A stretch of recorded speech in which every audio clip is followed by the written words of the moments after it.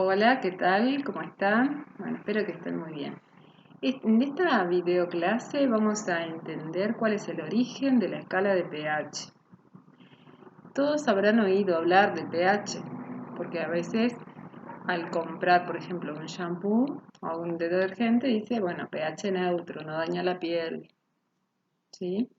O en el tratamiento de piscinas, por ejemplo, pueden llegar a tener un medidor de pH, ¿sí? El pH se define como potencial de hidrógeno, o sea, una frase que en sí no nos dice nada, pero vamos a ver cuál es el origen. Resulta que cada vez que uno tiene una muestra de agua, ya sea esta pura o tenga solutos disueltos, tenga un ácido disuelto o un álcali disuelto, siempre esa muestra de agua o esa muestra de solución acuosa va a tener un equilibrio que está siempre presente. A ese equilibrio que está siempre presente en todas las muestras de agua o de soluciones acuosas se le llama equilibrio de autoprotólisis del agua o equilibrio de autoionización del agua. Bien, vamos a ver cómo es ese equilibrio. Tenemos que el agua en estado líquido participa de un equilibrio de autodisociación. La palabra autodisociación quiere decir que el agua sola se autodisocia. Y cuando hablamos de disociación, estamos hablando de que va a haber una ruptura de la molécula. La molécula de agua tiene esta geometría angular.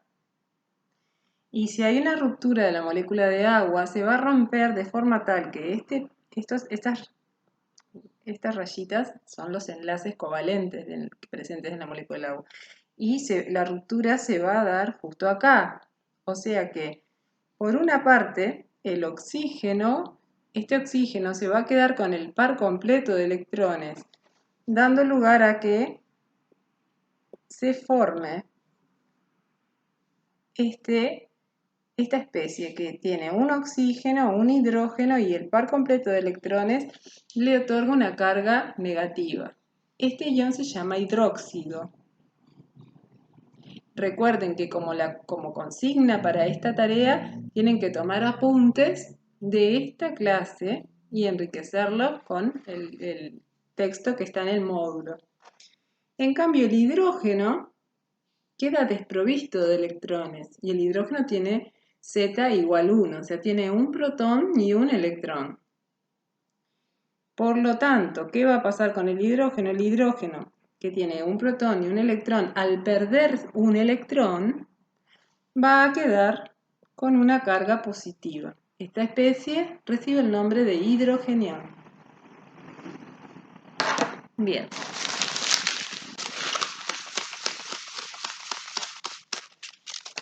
Continuamos con el equilibrio de autoionización del agua. La especie que se va a formar entonces es, por un lado, el protón o hidrogenión, que va a quedar disuelto en agua, y el anión hidróxido. ¿De acuerdo? Bien, como esto es un equilibrio químico, se aplica para todos los equilibrios químicos el concepto de constante de equilibrio. Y como se trata del agua, se le reconoce como KW, del inglés. La constante de equilibrio del agua es igual a concentración de hidrógeno por concentración de hidróxido. Y el agua pregunta, número 1, ¿por qué no aparece el agua en la expresión de KW? ¿Por qué no aparece esta especie? KW a 25 grados Celsius, ¿sí?, vale 1,0 por 10 a la menos 14 y no lleva unidad. No lleva unidad. Estaría muy bien que ustedes pudieran profundizar en el por qué no lleva unidad la constante de equilibrio, ni esta ni ninguna. Nunca se le pone unidad a la constante de equilibrio. Sin embargo, estas concentraciones son concentraciones molares. Van en mol por litro, mol sobre litro. Sin embargo, la constante Kw no lleva unidad. ¿Por qué? Ahí tienen otra pregunta para responder y enriquecer sus registros. Muy bien, cuando nosotros tenemos el agua pura, tenemos una muestra de agua pura, súper pura, ¿sí? Que es difícil de encontrar en realidad.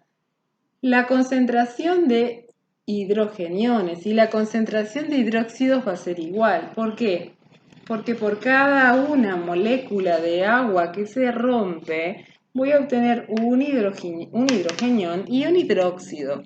Por cada 1000 voy a obtener 1000 y 1000. ¿Sí?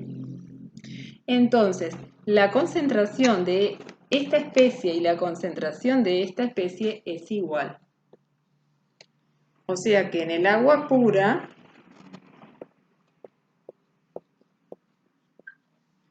se cumple que la concentración hidrogeniónica es igual a la concentración de hidróxido. Esto solamente va a ocurrir en el agua pura, pero también va a ocurrir en soluciones neutras. En soluciones neutras. ¿Ah?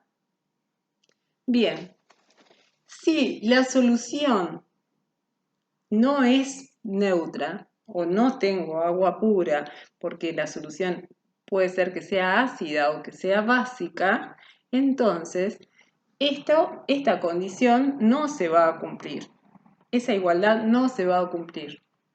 Cuando tenemos agua pura, entonces, como estas dos concentraciones son iguales y Kw vale 1,0 por 10 a la menos 14, ¿sí? Yo podría decir que la concentración de hidrógeno es igual a la raíz cuadrada de 1,0 por 10 a la menos 14. Y esto me da 1,0 por 10 a la menos 7.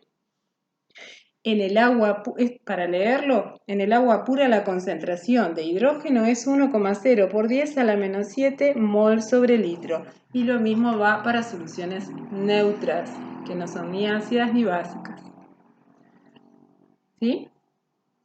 Sin embargo, es muy engorroso trabajar con este tipo de concentraciones. Imagínense que tenemos que trabajar con concentraciones para algo tan común como es soluciones ácidas y soluciones básicas. Tenemos que trabajar con concentraciones tan pequeñas.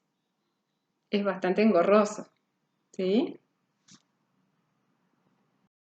Entonces, como es muy engorroso trabajar con esas concentraciones tan chiquitas, tan pequeñas, es que se utiliza la escala de pH y el potencial de hidrógeno.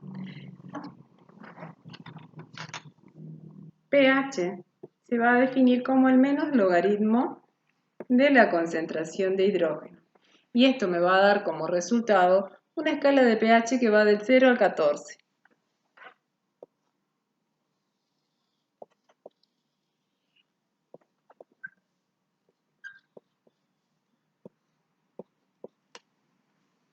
En el 7 marcamos el punto neutro. ¿Por qué? Porque el pH 7 corresponde al medio neutro. Entre 0 y 7 corresponde a medio ácido. Y de 7 a 14 corresponde a medio básico. ¿Qué significa esto? Que si yo tengo una sustancia común, como por ejemplo el limón, y puedo medirle el pH, me va a dar en este rango, entre 0 y 7. Y si yo tengo una sustancia de pH alcalino, como por ejemplo los jabones, me va a dar entre 7 y 14 ese pH. ¿Sí? Bien, acá tengo otra pregunta para enriquecer los registros de ustedes, el cuaderno o los registros que tengan en el portfolio digital. Muy bien. Lo que quiero que me contesten es ¿para qué condiciones es válida esta escala de pH así como está planteada? Y la otra pregunta que quiero que me contesten, para lo cual van a tener que realizar búsquedas en internet, en fuentes confiables y referenciarlas en el PDF que tienen que subir, como ustedes sabrán, tienen que subir un documento en PDF. Quiero que me digan qué pasa con el valor de la constante KW si la temperatura aumenta. KW sube o baja. ¿Y qué pasa con la escala de pH? ¿Cómo se modifica la escala de pH? ¿Sigue siendo la misma o cambia? Si cambia la temperatura. Bien, sigamos entonces con el tema de la escala de pH. Dijimos que es muy importante conocer el pH, incluso en los sistemas biológicos. Imagínense que la sangre tiene un pH de 7,4. Y si el pH de la sangre cambia, ¿sí? Podemos estar frente a una enfermedad que es bastante complicada. Podemos llegar con décimas que el pH baje, podemos llegar a la llamada acidosis metabólica. Y con décimas que el pH suba, podemos llegar a una alcalosis metabólica. Pregunta para responder. ¿Qué enfermedad bastante común en la población de todo el mundo puede llegar a provocar una acidosis metabólica? Otra pregunta, ¿en qué rango de pH la sangre puede operar correctamente, sin problemas? ¿Ese rango es pequeño o es grande? ¿Sí? Un poco ya se los dije, les di una pista. Y otra pregunta importante que quiero que respondan en este documento es, ¿qué utiliza un sistema vivo para regular y controlar que el pH de la sangre no varíe, se mantenga en 7,4? Utiliza un sistema, pero no solamente los seres vivos que tenemos sangre utilizamos ese sistema en cuanto a nuestra bioquímica. También está presente ese sistema de regulación del pH en los suelos, en las frutas, en un montón de sistemas. Muy bien, entonces estamos de acuerdo con que conocer el pH es algo muy importante. Sin embargo, no es tan fácil saber el pH exacto estando en la casa y con cosas cotidianas. ¿Sí? Para conocer el pH tenemos reactivos indicadores que nos permiten saber, tener un margen apenas de, bueno, cuánto es que vale ese pH o por lo menos saber si una determinada sustancia o solución es ácida o es alcalina.